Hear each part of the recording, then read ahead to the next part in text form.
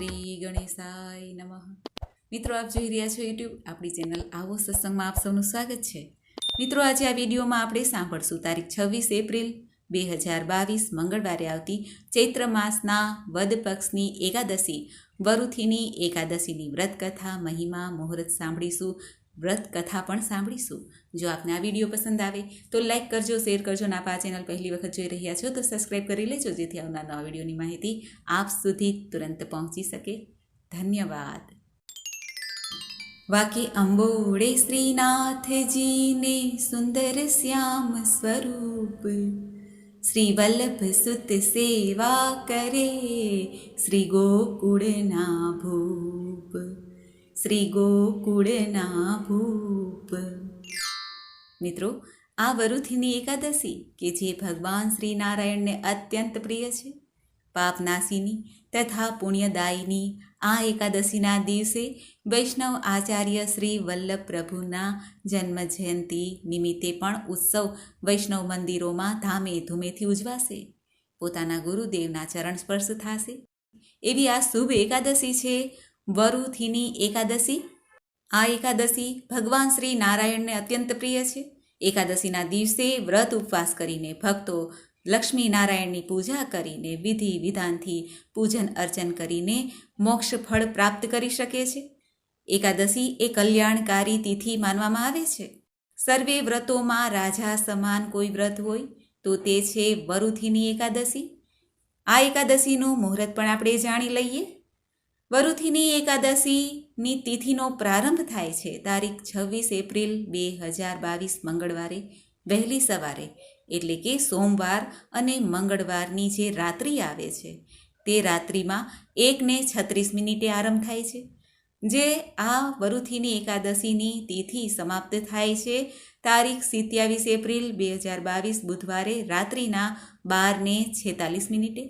ઉદયાતિથિ પ્રમાણે આપણે એકાદશીનું વ્રત કરવાનું હોય છે, માટે આ એકાદશીનું વ્રત તારીખ 26 એપ્રિલે રાખવાનું રહેશે. અને આ એકાદશીના પારણા 27 એપ્રિલ 2022 સવારે 6:41 લઈને 8:22 સુધી શુભ સમય છે. આ સમયમાં પારણા કરાય તો ઉત્તમ ફળ પ્રાપ્ત થાય છે. આ વરુથીની એકાદશી ખાસ એટલા માટે પણ બને છે કે આ દિવસે ત્રિપુષ્કર યોગનું નિર્માણ પણ થવા જઈ રહ્યું છે. આ દિવસે દાન પુણ્ય કરવાથી વિશેષ લાભની પ્રાપ્તિ થાય છે. આ દિવસે દાન કરવાથી અનેક ગણું ફળ પ્રાપ્ત થાય છે. 1000 ગણું ફળ પ્રાપ્ત થાય છે એવું પણ કહી શકાય, કારણ કે 3 યોગ સુંદર યોગ બનવા જઈ રહ્યા છે. આ વ્રત કરવાથી સૌભાગ્યની પ્રાપ્તિ થાય છે તથા મનમાં શાંતિ પ્રાપ્ત થાય છે, સુખની પ્રાપ્તિ થાય છે. અને આ એકાદશી મંગલકારી એકાદશી પણ કહેવાય છે. એકાદશીનું મહત્ત્વ આપણા શાસ્ત્રોમાં પણ કહેવાનું છે. સૂતજી સોનક આદિ ઋષિઓને આ એકાદશીનું મહાત્મય કહેતા સંભળાવે છે કે આપણા ઋષિમુનિઓએ પાપ પુણ્ય સ્વર્ગ નર્ક આદિનું વિચાર ધ્યાનમાં લઈને મનુષ્યને સારા માર્ગે ચાલવા માટે, સારા કર્મો કરવા માટે જપ તપ વ્રત ઉપવાસનું સૂચન કરેલું છે. આમાં એકાદશીના વ્રતનું જે મહાત્મય છે તે ઘણું મોટું છે. એકાદશી એટલે 11. દર માસમાં 2 એકાદશી આવે છે. સુદ પક્ષની અને વદ પક્ષની બંને એકાદશી શુભ માનવામાં આવે છે. અને વર્ષની કુલ 24 એકાદશી, અને જ્યારે 3 વર્ષે પુરુષોત્તમ માસ આવે છે 2 એકાદશી એમ કુલ 26 એકાદશી થાય છે. આ બંને એકાદશીના દિવસે ભગવાન નારાયણનું જો પૂજન કરવામાં આવે, વ્રત રાખવામાં આવે તો કહેવાય છે કે કષ્ટ, દુઃખ, દરિદ્રતા દૂર થાય છે. આમ તો ભગવાન નારાયણ પોતાના ભક્તોને ભુક્તિ એટલે કે સુખ સમૃદ્ધિ અમુક સમયે જ આપે છે, પરંતુ નારાયણ મુક્તિના દાતા કહેવાય છે. મુક્તિ તુરંત આપે છે પોતાના ભક્તોને. પણ જવરલે જ એવું બને કે જ્યારે ભગવાન શ્રી હરિ પોતાના ભક્તોને ભુક્તિ એટલે કે સુખ સમૃદ્ધિ અને અંતમાં મુક્તિ પ્રદાન કરે. અને આ એકાદશીનું વ્રત એવું છે કે જે ભક્તો ભાવથી પ્રેમથી આ એકાદશીનું વ્રત કરે છે તેને આ બંને પ્રાપ્ત થાય છે. આ ઉપરાંત ધર્મ, અર્થ, કામ અને મોક્ષની પ્રાપ્તિ થાય છે, એમાં કોઈ સંદેહ નથી. જો આ એકાદશીના વ્રતની નિયમ સાથે પાલન કરવામાં આવે તો વ્રતનું ફળ તુરંત મળે છે. એવી માન્યતા છે કે જે વ્યક્તિ એકાદશીનું વ્રત રાખે છે તેણે તામસિક ભોજન, તામસિક વિચારોથી દૂર રહેવું જોઈએ. વ્યક્તિના મનમાં નવા વિચાર, શુભ વિચાર અને શુભ કર્મ અને મન પણ શુદ્ધ હોય તો ભગવાન જલ્દી પ્રાર્થના સાંભળે છે. આ એકાદશીના દિવસે વ્રત રાખનાર વ્યક્તિએ પીળા રંગના વસ્ત્ર ધારણ કરીને જો પૂજા કરે ને તો શુભ ફળની પ્રાપ્તિ થાય છે. કારણ કે ભગવાન શ્રી હરિને પીળો રંગ કે જે ગુરુનો રંગ કહેવાય છે, શુભ અને સૌભાગ્યનો રંગ છે, તે અત્યંત પ્રિય છે. ભગવાન નારાયણે, ભગવાન શ્રી કૃષ્ણએ એટલા માટે જ પીળું પીતાંબર ધારણ કરેલા દર્શન ભક્તોને આપે છે. આ દિવસે ભગવાનને પૂજા કરતી વખતે પીળા ફળ છે, પીળું નૈવેદ્ય છે કે પછી કેળા આદિનો ભોગ લગાવી શકાય છે. પીળા વસ્ત્ર ભગવાનને, ઠાકોરજીને પહેરાવીને પૂજા કરાય તો ઉત્તમ છે. મિત્રો, એકાદશીના વ્રતની વિધિ પણ કંઈક આવી છે. જે ભક્તો એકાદશીનું વ્રત કરવા માંગે છે તેઓએ સવારે સ્નાન આદિથી પરવારીને મનમાં સંકલ્પ કરી લેવો કે પોતે એકાદશીનું વ્રત કઈ રીતે કરવા માંગે છે. એક ટાઈમ ભોજન લેવા માંગે છે, ઉપવાસ કરવા માંગે છે કે પછી નિરાહાર એટલે કે જળ પણ ગ્રહણ ન કરવું. જો એક ટાઈમ ભોજન કરવાનું હોય તો સાંજે ભોજન કરવાનું રાખીએ તો સારું. આખો દિવસ હરિસ્મરણ થાય, રાત્રે 12 વાગ્યા સુધી જાગરણ થાય તો ઉત્તમ કહેવાય છે. હરિકીર્તન કરવું અને જો ફલાહાર કરવાનું હોય તો આખો દિવસ જ્યારે પણ ભૂખ લાગે ત્યારે થોડું ફળનો રસ અથવા ફળ ગ્રહણ કરી શકાય છે. ભગવાનને જો આપણા ઘરના મંદિરમાં ભગવાનની કોઈ પણ મૂર્તિ, ફોટો હોય, નારાયણનું કોઈ પણ સ્વરૂપ હોય, તેને સાફ કરીને, જો મૂર્તિ હોય તો પંચામૃતથી સ્નાન કરાવી શકાય છે અને ચિત્રજી હોય તો તેને સાફ વસ્ત્રથી સાફ કરીને પૂજા સેવા કરવાની. ભગવાનની સામે પંચામૃત, તુલસી પત્ર, પીળા ફૂલ, દીપક, ચંદન, કેસર, હળદર, ધૂપ, ગંધ આદિનો પ્રયોગ કરવો જોઈએ પૂજામાં. એ વાતનું ખાસ ધ્યાન રાખવાનું કે આ વરુથીની એકાદશીના દિવસે ભગવાનની પૂજા સેવા કરીને વ્રત કથા એકવાર જરૂર સાંભળવી જોઈએ. એકાદશીની સાથે ભગવાન વિષ્ણુના મંત્રનો જાપ પણ કરી શકાય. પૂજા થાય, વ્રતકથા સંભળાય પછી ભગવાનનો કોઈ પણ મંત્ર આપણને ઈષ્ટ હોય તે મંત્રનો જપ કરવો જોઈએ. વિષ્ણુ સહસ્ત્ર નામ પણ સાંભળી શકાય, વાંચી શકાય. ગીતાજીનો કોઈ પણ પાઠ સાંભળી શકાય, વાંચી શકાય. આવી રીતે એકાદશીના દિવસે જો ભગવાનનું મનમાં સ્મરણ કરતા રહીએ તો મન એકદમ નિશ્ચલ રહે છે અને આવા શુદ્ધ મનમાં ઈશ્વરનો સાક્ષાત્કાર સંભવ છે. વરુથીની એકાદશીના દિવસે ભગવાનની સેવા પૂજા થાય તેમાં તુલસી પત્રનો ભોગ અવશ્ય લગાવવો જોઈએ. એટલે એક તુલસી પત્ર પધરાવવું જોઈએ. ભગવાનના શ્રી ચરણોમાં પણ તુલસી પત્ર પધરાવાય છે. આમ કરવાથી પાપ નષ્ટ થાય છે. પૂજા કરતી વખતે ભગવાન વિષ્ણુની સામે આરતી પણ ગાવી જોઈએ. ઓમ જય જગદીશ હરે, સ્વામી જય જગદીશ હરે, ભક્તજનો કે સંકટ ક્ષણ में દૂર કરે. ઓમ જય જગદીશ હરે. આવી રીતે ભગવાનની સન્મુખ આરતી ગાવી જોઈએ. ત્યારબાદ ભગવાનની આરતી આખા ઘરમાં દેવી જોઈએ અને આપણે પોતે પણ લેવાની. આમ કરવાથી ઘરમાંથી નકારાત્મક જે એનર્જી છે, જે ખરાબ એનર્જી છે, નકારાત્મક કે નેગેટિવ પ્રભાવ છે તે દૂર થાય છે. એકાદશીના દિવસે વ્રત કરનારે કે ઘરમાં કોઈ પણ વાળ કાપવા ન જોઈએ, નખ કાપવા ન જોઈએ, દાઢી ન કરવી જોઈએ અને સ્નાન કરીએ ત્યારે બને તો શુદ્ધ સ્નાન કરવું જોઈએ. એટલે કે ગંગાજળના 2 ટીપા કે ગૌમૂત્રના 2 ટીપા નાખીને સ્નાન કરવું જોઈએ અને પવિત્ર નદીનું સ્મરણ પણ કરવું જોઈએ. એકાદશીના દિવસે ઘરની સફાઈ ના કરાય, કારણ કે જો કીડા મરી જાય તો તેની હત્યાનો દોષ પણ લાગી શકે છે. આમ જોઈએ તો ઘરની સફાઈ આપણે લગભગ બધા શનિવારે જ કરીએ છીએ, જે શનિદેવનો વાર હોય છે. બાકી 6 દિવસ ઘરની સફાઈ એટલે કે કીડા મકોડા મરાય નહીં તો એ સારું છે. અને એકાદશીના દિવસે તુલસી માતાજીની સવાર સાંજ સેવા પૂજા કરવી જોઈએ. ઘીનો શુદ્ધ દીપક પ્રગટાવવો જોઈએ અને ગાય માતાની સેવા ખાસ કરવી જોઈએ, કારણ કે ભગવાનને ગાય અત્યંત પ્રિય છે અને આપણી માતા પણ છે ગાય માતા, જેમાં 33 કોટી દેવતા છે.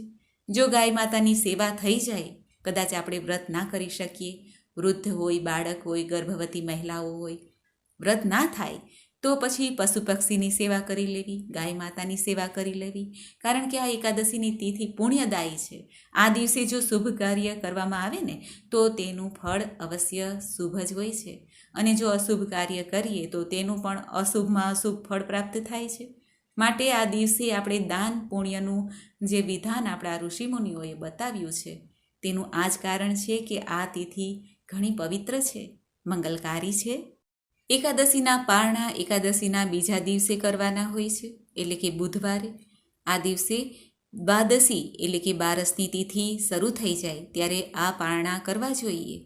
પારણામાં ગાય માતાની સેવા કરવાની હોય છે. જો ગાયને લીલું ઘાસ, પાલકની ભાજી ખવડાવી શકીએ, ઘરનું ભોજન કરાવી શકીએ તો ઉત્તમ છે, અને નહીંતર બ્રાહ્મણ દેવતાને કાચું સીધું આપી શકાય છે દક્ષિણા સહિત.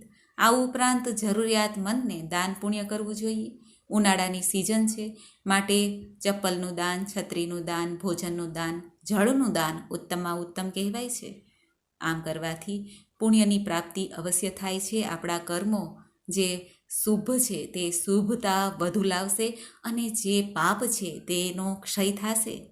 ભગવાન વિષ્ણુને તુલસી પત્ર અત્યંત પ્રિય છે, માટે તુલસી પત્ર પ્રમાણે નારાયણની પૂજા કરીને એક તુલસી પત્ર પ્રસાદમાં પોતે અવશ્ય લેવું જોઈએ, જેથી મન અંદરથી પવિત્ર થાય, આરોગ્યની પ્રાપ્તિ થાય છે.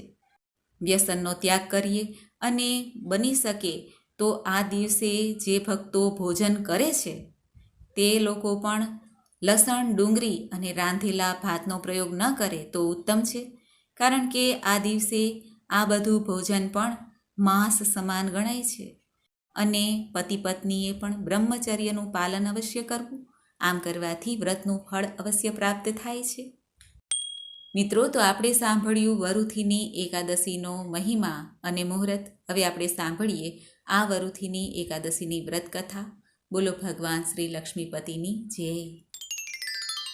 ધર્મરાજ યુધિષ્ઠિર ભગવાન શ્રી કૃષ્ણને કહે છે, હે પ્રભુ, ચૈત્ર માસના કૃષ્ણ પક્ષની એકાદશીનું નામ શું છે, તેની વિધિ કઈ છે તે કૃપા કરીને મને જણાવો, અને એ પણ જણાવો કે આ એકાદશીનું વ્રત કરવાથી કયા ફળની પ્રાપ્તિ થાય છે. આ સાંભળીને ભગવાન શ્રી કૃષ્ણ યુધિષ્ઠિર પ્રતિ કહે છે, હે રાજન, ચૈત્ર માસના કૃષ્ણ પક્ષની એકાદશીનું નામ વરુથીની એકાદશી છે. તે સૌભાગ્ય દેનારી છે. આ વ્રતથી મનુષ્યના સમસ્ત પાપ નષ્ટ થાય છે. આ વ્રત એક દુઃખી સ્ત્રી કરે તો તેને પણ સૌભાગ્યની પ્રાપ્તિ થાય છે.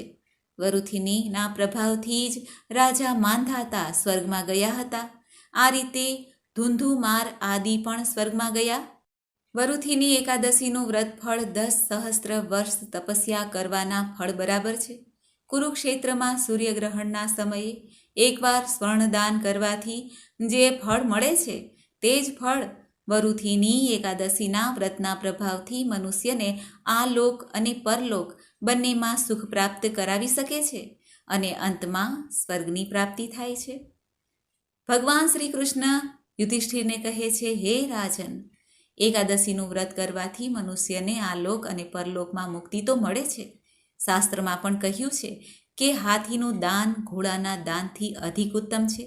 તેનાથી ઉત્તમ તલનું દાન છે. તલથી પણ ઉત્તમ સ્વર્ણદાન છે. સ્વર્ણથી ઉત્તમ અન્નદાન છે. સંસારમાં અન્નદાન સમાન કોઈ પણ દાન નથી. અન્નદાનથી પિતૃ, દેવતા, મનુષ્ય બધા જ તૃપ્ત થાય છે. શાસ્ત્રમાં પણ કન્યાદાન અન્નદાન બરાબર જ માનવામાં આવ્યું છે. વરુથીની એકાદશીના વ્રતથી અન્ન અને કન્યાદાનનું ફળ મળે છે. જે મનુષ્ય લોભના વશમાં થઈને કન્યાનું દાન લઈ લે છે તે પ્રલયના અંત સુધી નરકમાં પડ્યા રહે છે, અથવા તો એમને આગળના જન્મમાં બિલાડીનો જન્મ લેવો પડે છે. જે મનુષ્ય પ્રેમ અને યજ્ઞ સહિત કન્યાદાન કરે છે તેના પુણ્યને ચિત્રગુપ્ત પણ લખવામાં અસમર્થ છે. જે મનુષ્ય આ વરુથીની એકાદશીનું વ્રત કરે છે તેને કન્યાદાનનું ફળ પ્રાપ્ત થાય છે. વરુથીની એકાદશીનું વ્રત કરનારે દસમના દિવસથી જ આ વસ્તુનો ત્યાગ કરવો જોઈએ. તે કઈ વસ્તુ છે? પહેલી છે કાંસાના વાસણમાં ભોજન, બીજું છે માંસ, ત્રીજું છે મસૂરની દાળ, ચોથું છે ચણા, પાંચમું છે ડુંગળી, છઠ્ઠું છે શાક, સાતમું છે મધુપાન મધ અને આઠમું છે બીજાનું અન્ન પારકું અન્ન, નવમું છે બીજી વાર ભોજન અને 10મું છે સ્ત્રી સાથે અથવા અન્ય કોઈની સાથે મૈથુન કરવું. આ દિવસે જુગાર ન રમવો અને શયન પણ ન કરવું જોઈએ. આ દિવસે પાન પણ ન ખાવું જોઈએ, દાંતણ ન કરવું જોઈએ, બીજાની નિંદા ન કરવી, ચાળી ચુગલી ન કરવી, પાપીઓની સાથે વાતચીત પણ ન કરવી. એ દિવસે ક્રોધ ન કરવો અને જૂઠું બોલવાનો ત્યાગ કરવો જોઈએ. આ વ્રતમાં મીઠું, તેલ અને અન્ન વર્જિત છે. ભગવાન શ્રી કૃષ્ણ યુધિષ્ઠિરને કહે છે, હે રાજન, જે મનુષ્ય આ એકાદશીનું વિધિપૂર્વક વ્રત કરે છે તેને સ્વર્ગલોકની પ્રાપ્તિ થાય છે. જે મનુષ્ય યમરાજથી ડરે છે એમણે વરુથીની એકાદશીનું વિધિપૂર્વક વ્રત કરવું જોઈએ. આ વ્રતના મહાત્મયને વાંચવાથી કે સાંભળવાથી સહસ્ત્ર ગોદાનનું ફળ પ્રાપ્ત થાય છે. આનું ફળ ગંગા સ્નાન કરવાથી જે મળે છે તેથી પણ વધુ આ એકાદશીના વ્રતનું ફળ કહેવાયું છે. જે કોઈ મનુષ્ય એકાદશીનું આ મહાત્મય સાંભળશે તેને પાપમાંથી મુક્તિ મળશે અને વૈકુંઠમાં પૂજાય છે. એવી રીતે ભવિષ્ય પુરાણમાં ચૈત્ર માસના કૃષ્ણ પક્ષની વરુથીની એકાદશીનું મહાત્મય કહેલું છે. બોલો ભગવાન શ્રી લક્ષ્મીપતિની જય. તો મિત્રો, આપણે સાંભળી વરુથીની એકાદશીની વ્રત કથા, મહિમા, મુહૂર્ત. મને આશા છે કે આપને આ વિડીયો જરૂર પસંદ આવ્યો હશે. મિત્રો, આ વરુથીની એકાદશીનો દિવસ ખાસ પણ એટલા માટે છે કે વૈષ્ણવ આચાર્ય શ્રી વલ્લભ પ્રભુનો જન્મદિવસ પણ આજે જ થયો હતો. વલ્લભ પ્રભુના પિતાજી લક્ષ્મણ ભટ્ટજી અને માતા ઇલ્લમ્મા ગારુજી હતા. વલ્લભ પ્રભુના જન્મથી તે બધાને પ્રિય લાગતા હતા. વલ્લભ પ્રભુ એટલા હોશિયાર હતા કે બધાના મનને પસંદ આવતા, એટલા માટે તેમનું નામ વલ્લભ રાખવામાં આવ્યું હતું. વલ્લભ પ્રભુના ચરણારવિંદમાં શુભ ચિહ્નો હતા. વલ્લભાચાર્યજીએ કૃષ્ણ ભક્તિ દ્વારા ધર્મના સિદ્ધાંતને સમજાવવા માટે નવો જ દ્રષ્ટિકોણ આપ્યો હતો અને વૈષ્ણવાચાર્ય બન્યા.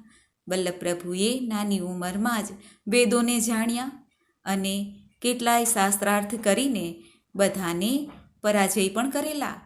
વલ્લભ પ્રભુએ ભારતભરમાં 3 વખત પરિક્રમા કરી, એ પણ ખુલ્લા પગે. આ પરિક્રમા દરમિયાન જ્યારે પ્રભુજી વૃંદાવનમાં પધાર્યા ત્યારે શ્રી યમુનાજીનો સાક્ષાત્કાર થયો અને ગોવર્ધનનાથજીના દર્શન થયા.